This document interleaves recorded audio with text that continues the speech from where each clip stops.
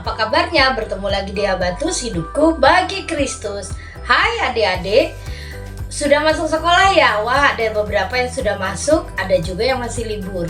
Tetapi hari ini kita akan tetap belajar firman Tuhan. Kita akan belajar dari Markus 14 ayat 10 sampai 11. Cuma 2 ayat, kita akan membacanya bersama-sama. Sudah siap? Alkitabnya sudah dibuka. Ibu Yohana akan bantu membacanya, adik-adik juga semuanya menyimak. Yudas mengkhianati Yesus. Lalu pergilah Yudas Iskariot, salah seorang dari ke-12 murid itu, kepada imam-imam kepala dengan maksud untuk menyerahkan Yesus kepada mereka. Mereka gembira waktu mendengarnya dan berjanji akan memberikan uang kepadanya. Lalu ia mencari kesempatan yang baik untuk menyerahkan Yesus. Mari kita berdoa. Tuhan Yesus, kami ucap syukur karena kesempatan ini. Tuhan memberikan kami kesempatan untuk belajar. Berkati kami supaya kami mengerti, memahami dan melakukannya dalam hidup kami. Dan hanya di dalam nama Yesus kami percaya berdoa, haleluya, amin. Yudas Iskariot adalah salah satu murid Tuhan Yesus. Mungkin adik-adik sudah kenal ya. Dan nama Yudas Iskariot kalau kita dengar, itu sepertinya tidak ada nama baik-baiknya itu. Pengennya juga menghujat atau mulai ngatain gitu ya. Karena ternyata kelakuannya Yudas Iskariot tidak terpuji. Padahal nama Yudas itu artinya terpuji. Mungkin orang tuanya ingin anaknya menjadi orang yang terpuji. Iskariot, itu dalam bahasa Ibrani artinya manusia. Kariot itu artinya daerah. Dan kemungkinan Yudas Iskariot berasal dari Keriot Hezron.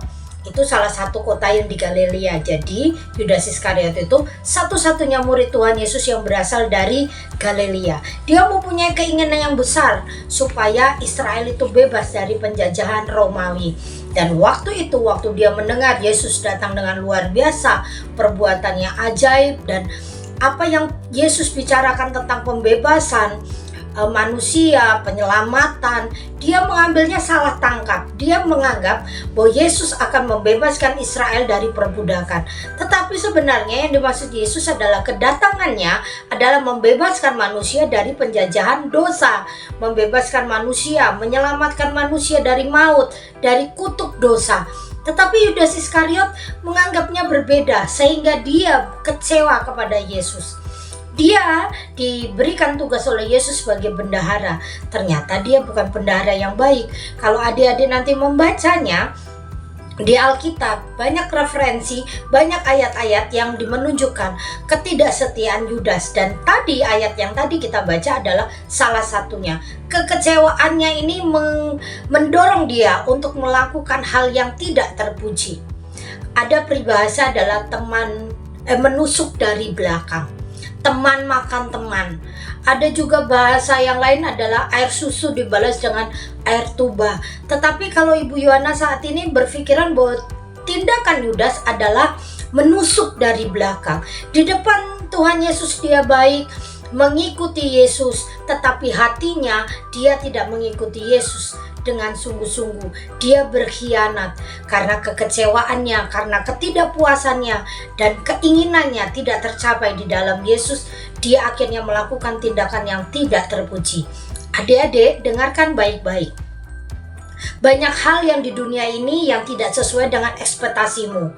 Engkau mengharapkan apa, dapatnya apa. Dan itu sering terjadi dalam hidup ini. Dan Ibu Yohana ingatkan, responmu tidak boleh negatif. Walaupun kecewa, walaupun rasanya jengkel, walaupun rasanya marah, berdoalah dengan sungguh-sungguh supaya engkau tidak melakukan dosa. Karena saat kekecewaan, keputusasaan, kemarahan itu mendorongmu untuk mengambil satu keputusan, dan pastinya engkau akan menyesal.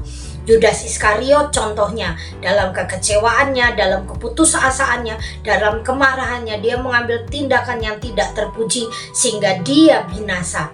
Adik-adik, banyak hal ya yang kadang-kadang kamu inginkan apa, dapatnya apa. Dan itu membuat engkau rasanya bertanya pada Tuhan, Tuhan itu sebenarnya baik apa enggak sih? Kenapa Tuhan tidak memberi apa yang aku inginkan? Mengapa Tuhan tidak memberikan apa yang aku suka? Tapi Tuhan mengizinkan sesuatu yang tidak aku sukai. Ingat ya adik-adik, proses itu memang menyakitkan, proses itu tidak menyenangkan, tetapi dalam proses itu ada hasil yang menyenangkan dan happy ending. Kalau adik-adik pernah lihat orang yang mengerjakan gerabah, membuat keramik, adik-adik pasti lihat itu tanah liat